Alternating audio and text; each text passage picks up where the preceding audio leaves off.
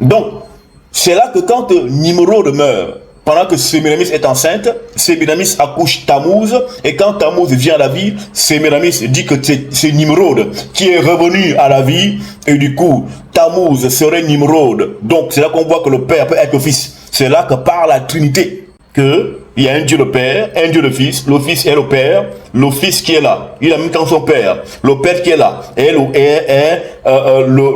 mari de la mère. Donc, le Père est le mari de la mère. Et du coup, donc, le Fils lui-même est le Père. Donc, le Fils habite sa mère. Donc, il baisse sa mère. C'est pourquoi le christianisme, ils ont retiré la mère dans leur Trinité. Parce qu'il devait arriver à ce raisonnement-là. Que comment le gars, il est le Père, il est le Fils, et sa mère est là.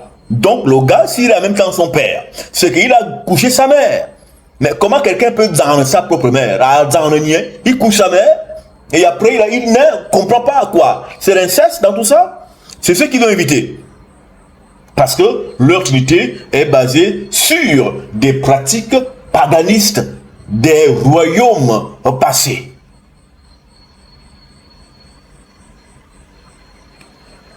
Donc, il n'y a pas que les Égyptiens qui sont kamites. Il y a les vrais Éthiopiens. Les Éthiopiens que vous voyez là, c'est pas les Éthiopiens, hein, les métis que vous voyez en Éthiopie là, c'est pas les Éthiopiens. Allez dans les coins reculés, vous allez trouver des vrais Éthiopiens, noirs comme la nuit, c'est eux les Éthiopiens. Parce que l'Éthiopie c'est couche, et couche veut dire celui qui a le visage brûlé. Et Misraïm veut dire aussi celui qui est brûlé, celui qui est noir. On a Pout, qu'on a appelé la Libye, et on a Canaan. Voici là la famille des Kamites. Maintenant, chez les Sémites, il y a les Bantous. Nous sommes Sémites. Et les Sémites et les Kamites se ressemblent. Ils habitent la même terre, la terre de Sem, Sématawi, le nom de l'Afrique, qui veut dire l'union des deux peuples. Mais les peuples, quel peuple? Mais les Kamites et les Bantous, ils sont ensemble sur la terre-mère. Est-ce que lorsque beaucoup seront initiés, est-ce qu'on va ériger des temples comme on fait dans toutes les paroisses, ou bien chacun aura son autel dans sa parcelle? Chacun aura son autel dans sa parcelle, et il y aura une assemblée grande où tous les Bana Israël, Bourizuria, tous les fils de Dieu viendront se réunir. Le CCTSRM est un projet qui va voir s'ouvrir à Libreville et dans toute l'Afrique les centres initiatiques Bantou, Boto, Bot. Nous allons ouvrir des tabernacles Bantou, enseignant la haute mystique ancestrale. Et à côté de ces temples Bantou, nous aurons des Mbanja, c'est-à-dire le lieu d'initiation, à proprement parler. Là, je vous enseigne. Après l'enseignement, on va au Mbanja. Après le Mbanja, on vous initie. Vous allez en sorcellerie. On vous ensorcelle là. Vous quittez, vous revenez là-bas. Vous revenez au Mbanja. Vous travaillez. Les esprits que j'ai reçus sont les esprits qui opèrent dans plusieurs pays. Et les pays dans lesquels je vais intervenir, je les connais. Parce que les esprits de ces pays-là sont en moi.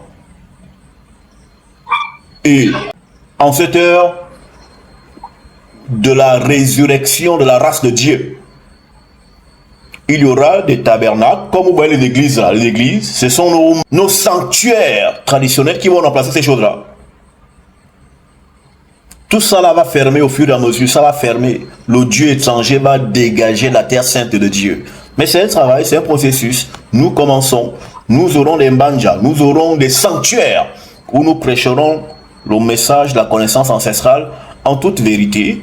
Et ceci se fera et chacun aura chez lui, dans son petit coin, un lieu ésotérique où il convoque les ancêtres pour sa propre vie. Et c'est ce qu'on vous conseille. C'est comme dans ceux qui sont dans les logiques maçonniques. Ils vont bien sûr dans le temple faire leur prière. Mais chez eux, ils ont des chambres secrètes. C'est exactement comme ça. Ils sont dans la vérité dans ce qu'ils font. Ils vont faire des prières ici, dans le temple commun de tous les frères. Voilà. Mais il a chez lui une chambre particulière où il fait ses invocations, parce que c'est d'abord une relation personnelle entre toi et tes ancêtres, entre toi et le Dieu de tes ancêtres. Merci, maître. Ma deuxième question alors se situe au niveau des rapports sexuels. On sait que dans dans les églises, on dit que bon, même si vous sortez ensemble, le sexe est interdit avant le mariage, pas de fornication, bon, enfin, toutes ces élucubrations-là. Est-ce que on dirait la même chose lorsqu'on devient initié ou bien lorsqu'on est dans le cheminement? C'est une bonne question, hein? C'est une bonne question. Déjà, il faut dire que chez nous, les gens ne vont pas au lit par hasard. Ah, parce que tu as des grosses fesses et que moi je m'endure. Qu'on va automatiquement au lit. Non, ce sont les esprits. C'est pourquoi il y aura l'ordre.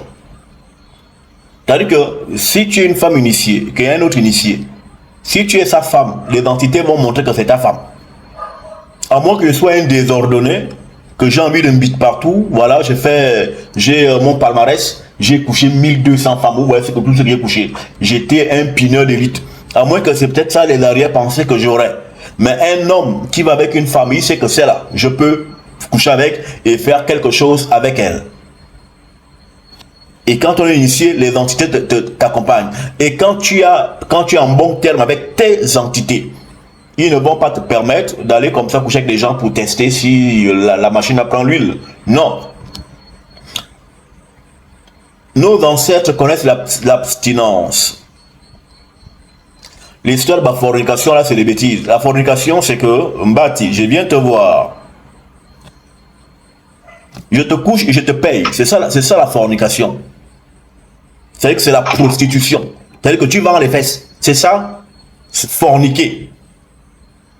La fornication, ce n'est pas des bêtises du christianisme. Là, non, rapport sexuel avant le mariage. Ça n'a aucun sens. Le rapport sexuel est en lui-même le mariage.